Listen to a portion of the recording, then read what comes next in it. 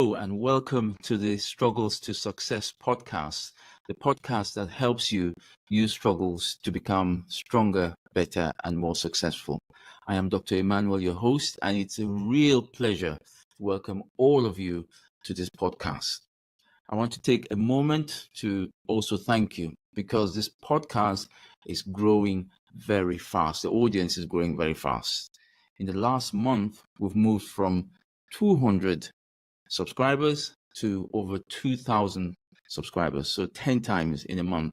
So that is really what we've been trying to do. We are on a mission to ensure that everybody learns the skill of turning struggles to success.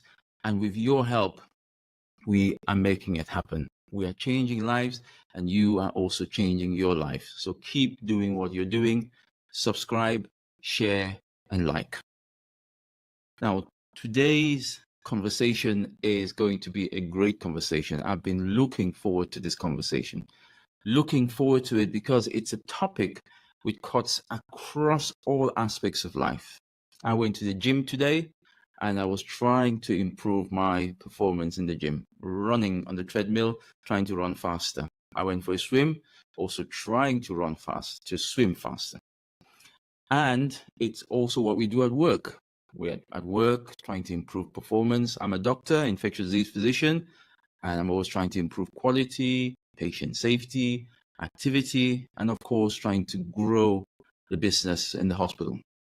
It also applies to our relationships, trying to make our relationships better, etc., etc. So the topic is improving performance and high performance.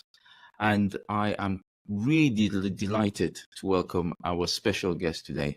He is somebody who is an expert in the field. And our guest is Gaj Ravichandra. Now, you may not know him, so I'm going to give you a picture of who he is. Gaj, I've read his bio and it is fascinating. So bear with me. So he is a highly sought after high performance coach.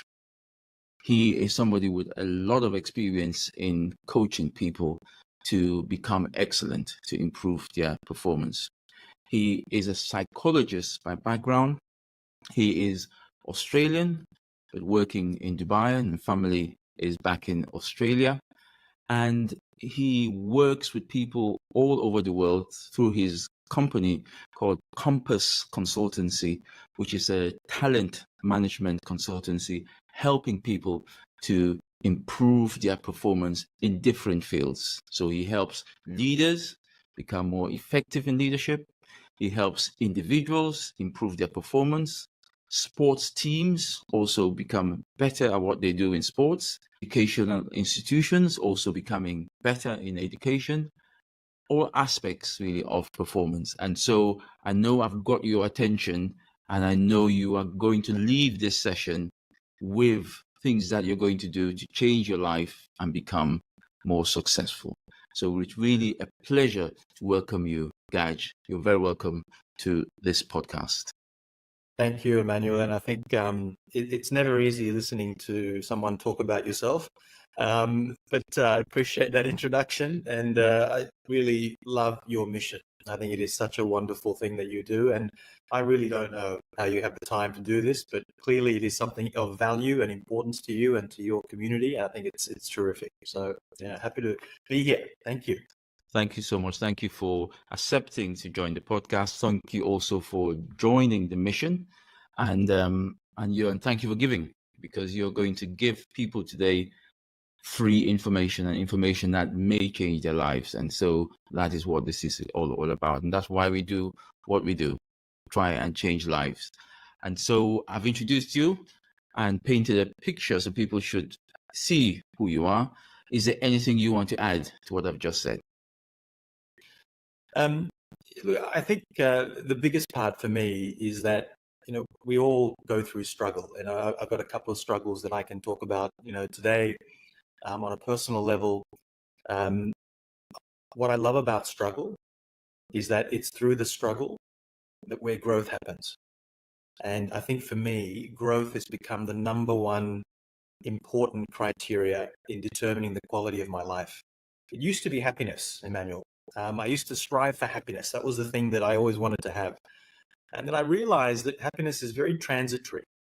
As one of my uncles says, it's between two periods of sadness, right? And Wow. so one of the things about happiness is that really the goal, the thing that I'm striving for, or is it the growth? And the growth happens in the struggle. So I think this is a very apt podcast to be on, talking about this. Because I think for me, that's what I'm keen on doing, and supporting other people, to grow.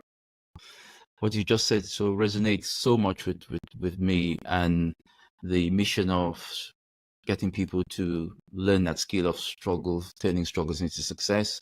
As you say, great people don't just go through a struggle. They use it to grow and also make other people grow through the struggle. And that's what great people do. And it helps you also to innovate, learn problem solving skills, become more resilient, learn leadership skills. And at the end of it, as you mentioned, the outcome, you become healthier, you may become wealthier, you become more fulfilled. Yeah. You don't shy away from solving problems. You actually may enjoy solving problems, and you may even find your passion and purpose in life, and improve relationships. So there are real benefits in learning this skill. Certainly on a personal level, learning it means that I tend to go towards a struggle. When there's a problem, a big problem, I tend to gravitate towards it and use it actually to make things better. And I'm sure from your story, we're going to hear something really similar. So really looking forward to it. So I wanted to start, tell us how you got to where you've got to now. I'm sure it wasn't just a walk in the park. We're all eyes open and ears listening. Yeah, so I think the struggles really started. I was born in Sri Lanka, in the north of Sri Lanka, in a town or a city called Jaffna. I'm a Sri Lankan Tamil, and when I was 4 years old, my parents moved from Sri Lanka to Australia. It Wow. was probably one of the best decisions that they made. There was civil unrest, civil war unfolding in Sri Lanka at the time. Mm, There was a lot of issues with the Sri Lankan government and the minority groups, in particular the Tamils. So my parents made this decision, which a lot of parents around the world, make this very brave, courageous decision to uproot, right, their family and their history, mm, and to move to a new place for a better way of life. And my parents decided to do that. Fortunately, they had an uncle who was in Canberra, the capital of Australia at the time, and we moved there. My dad is a civil engineer, and he was unemployed for the first 6 months. Would have been a very difficult time for him. I don't remember any of that difficulty because I was 4 years old. I had a younger daughter who was 2, and I was with my cousins. So we had a great time living with them, for the first 2 years. But it wasn't until I think, going through school, and I remember certain things that happened to me upon reflection, right? That kind of really laid down very important anchors in my life that then were like benchmarks for me. man. One of the first one I remember was when I was 8 years old, is when I was introduced to this concept of the people pleasing approach. I don't know if you're a people pleaser, Emmanuel, or you've managed to get yourself out of that mode. But for most of my life, I have been a people pleaser. And what happened was, I remember coming home with my report card.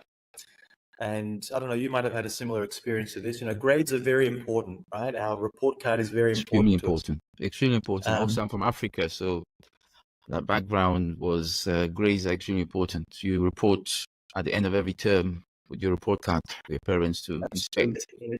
Particularly the collectivist cultures, right? Where, if we don't do well, it brings shame on our family, it brings shame on our community. It's not just the individualistic, sort of approach, right? So I was by that point, been in the country for 3-4 years. I brought the report card home. The only grade that I got, which was not an A, was English. I got a B. And my mother didn't speak to me for 3 days, right? Now, she didn't do that to intentionally hurt me. She was just dealing with her own sort of issues, right, around that. And the way that story got created in my mind, the narrative or the script that was created in that moment as an 8-year-old, was that if I don't please the people that love me, I might lose their love and affection. Now, I'm 8 years old. Right? Mhm. Fast forward, I'm 46 years old now. I still have elements of that, right? That Mhm. dictate parts of my life. Mhm. I'm just more aware about that now, that I don't want that to control me, right, in terms of what I do. And so I think that 8-year-old Gudge, right, having that experience laid the foundation for a whole bunch of decades and decades of people pleasing. Mhm. I don't think it was an accident that I got into psychology, that I wanted to help people, that I wanted to make sure their lives were better. The relationships that I have with my friends, with my daughters, I have an 18-year-old daughter and a 15-year-old daughter, very much about trying to please them wherever I can, and with my wife, right? So I think, that was a challenge that I needed to overcome. It has impacted many parts of my life. I've been a people pleaser in my own marriage for way too long, right? I think trying to please my wife and keep her happy, compromising one's own values, right? And I meet couples all the time, as part of our work, that do that. They feel that they need to please other people so that they don't have love or affection withdrawn from where they are. And so, a lot of these things, it reminded me that, who we are as adults, very much planted in our childhood and our early years. I thought, which was really interesting. Amazing. I don't know, were you a people pleaser? Or are you a I people pleaser? in some aspects actually. So Yeah. I identify with nearly everything you've said there, with being a people pleaser and always trying to please our wives, and happy wife and it's happy life, isn't it? That's a Yeah, famous no one saying. says that. So that we are also constantly on a mission to make sure our partner or husband, wives are comfortable, and so I completely identify with that. I also identify with immigration as leaving Cameroon and going to the UK and working our way through professional life there. But my father also emigrated to Australia, from Cameroon to Australia. We were in Canberra. So you were saying that, I was smiling. Yeah, it's So it's fantastic. amazing. It's amazing how much we have in common just by having a conversation. So my father also, we spent 3 years in Canberra as Wow. as in primary school. And That's so fantastic. I also identify with that, also needing to